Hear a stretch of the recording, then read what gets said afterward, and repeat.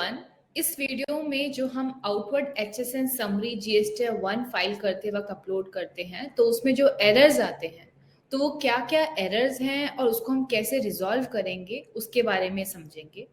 तो जो सबसे पहली चीज हमें ध्यान रखनी होती है जब हम आउटवर्ड एचएसएन समरी जीएसटी 9 में प्रिपेयर करते हैं तो वो है कि taxable value multiply by tax rate multiply by differential percentage of tax rate, अगर वो आपके ऊपर एप्लीकेबल है तो वो जो होता है वो आपके टैक्स अमाउंट के इक्वल होना चाहिए।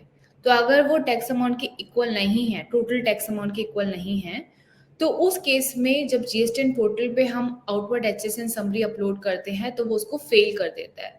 तो आपको ध्यान रखना है कि taxable value multiply by tax rate multiply by differential percentage of tax rate अगर आपके ऊपर एप्लीकेबल है तो जो वो है वो आपके टैक्स अमाउंट के इक्वल होता है। और जब हम टैक्स अमाउंट यहाँ बोल रहे हैं इसका मतलब IGST plus CGST plus HGST इन तीनों का सम, इसमें सेस इंक्लूड नहीं होता, सेस अलग से दिखना होता है। तो ये चीज हमें पहले ध्यान रखना है। इसमें आपका 0.01 का डिफरेंस ऊपर या नीचे हो सकता है तो उतना जीएसटी अलाउ करता है, लेकिन अगर उससे ज्यादा डिफरेंस है तो उस केस में वो पूरी एचएसएन समरी को फेल करेगा। तो ये आपको पहली चीज ध्यान रखनी है। दूसरा जो इम्पोर्टेंट चेंज है वो है आपका नेगेटिव फिगर्स।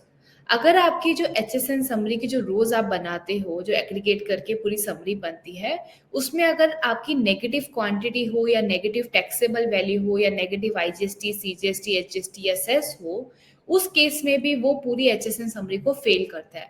तो आपको ध्यान रखना है कि जब आप एचएसएन समरी बना रहे हो तो उसमें कोई भी नेगेटिव रोज ना हो। अगर नेगेटिव रोज है तो वो फिर से एरर थ्रो करेगा। तो आपको ये जो रोज हैं उसको उन रोज के साथ आप एडअप कर दो और उसको सम अप कर दो, नेट फिगर कर दो जहां पे एचएसएन सेम हो। तो ये आपको अनदर जो चीज है, इंपॉर्टेंट चीज है, वो आपको ध्यान रखना है कि किसी भी एक रो में quantity taxable value IGST CGST HGST cess negative figure ना हो, क्योंकि अगर नेगेटिव फिगर है तो वो फेल करता है। फिर आपको जो तीसरा इंपॉर्टेंट पार्ट आपको ध्यान रखना है वो है एचएसएन की डिजिट। तो यहाँ पे गवर्नमेंट क्या करता है, जब हम एचएसएन की डिजिट डिफाइन करते हैं तो अगर आपका एग्रीगेट टर्नओवर पैन लेवल पे डिफाइन होता है, यहाँ पे जीएसटी लेवल पे नहीं है। अगर आपका जीएसटी का कम भी हो तो फर्क नहीं पड़ता, हमेशा पैन लेवल पे देखिए। अगर आपका एग्रीगेट टर्नओवर पैन लेवल पर 5 करोड़ के ऊपर है तो उस केस में मिनिमम जो एचएसएन डिजिट होनी चाहिए वो कम से कम 6 होनी चाहिए।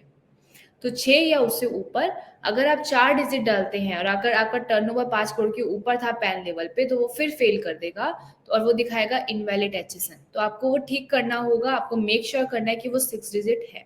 अगर टर्नओवर 5 करोड़ के नीचे है तो कम से कम 4 डिजिट होना जरूरी है। तो ये है हमारा एचएसएन समरी से रिलेटेड चेंज, जहाँ पे नंबर ऑफ डिजिट कितनी है वो भी हमें ध्यान रखना पड़ेगा। तो पूरी जो आउटवर्ड एचएसएन समरी है उसमें आप ध्यान रखिए कि हमारी जो यूनिक की होती है, यानी कि जब मैं एग्रीगेट करती हूँ उस पूरी समरी को तो वो हमें हमेशा एचएसएन नंबर, यूक्यूसी जो हमारा यूनिट ऑफ मेजरमेंट होता है, rate of tax, in 3 level पे उसको करती हूँ। तो ये उस लेवल पे हम पूरी एचएसएन समरी को एग्रीगेट करते हैं।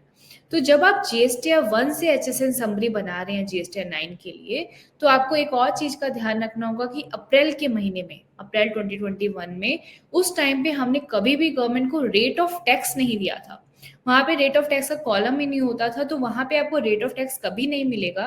तो उस केस में आपको ध्यान रखना है कि आप properly rate of tax mention कर रहे हैं। जो भी उसका एप्लीकेबल टैक्स रेट है, चाहे 18 हो या 12 हो या जो भी हो, वो आप प्रॉपरली दिखा रहे हैं, कहीं वो 0% में ना चला जाए। तो ये चीज आपको फिर ध्यान रखना होगा जब भी आप अपना आउटवर्ड एचएसएन समरी गवर्नमेंट को रिपोर्ट करते हैं। सिमिलरली कोई अगर आपके अमेंडमेंट्स वगैरह है तो हो सकता है कि आपका कोई B2B अमेंडमेंट्स है बट उसका इम्पैक्ट आपने कभी भी एचएसएन समरी में नहीं दिया। तो यहाँ जब भी आप जीएसटी 9 में एचएसएन समरी बना रहे हैं तो उसको करेक्टली दिखा रहे हैं और आप टर्नओवर उसके बेसिस पे दिखा रहे हैं, जो लायबिलिटी, जो टर्नओवर आपने जीएसटी 9 फॉर्म में दिखाया है उसके हिसाब से ही आप एचएसएन समरी बनाए। तो जो भी आपका टर्नओवर और लायबिलिटी एफआई, अगर हम 21-22 की बात करें, उससे रिलेटेड था, उसी के ही बेस में जो एचएसएन समरी बननी चाहिए वही आप टेबल नंबर 17 ऑफ जीएसटी 9 में बनाए। तो ये थे जो चेंजेस और जो इश्यूज हमें जनरली आते हैं in respect of outward HSN summary हम जब G9 फाइल करते हैं। तो ये सारे इश्यूज हैं, आप इसको रिजॉल्व करें, उसके बाद ही आप अपना जीएसटी 9 फॉर्म को गवर्नमेंट पे अपलोड करें तो वो सक्सेसफुली अपलोड हो जाएगा। Thank you for watching this video.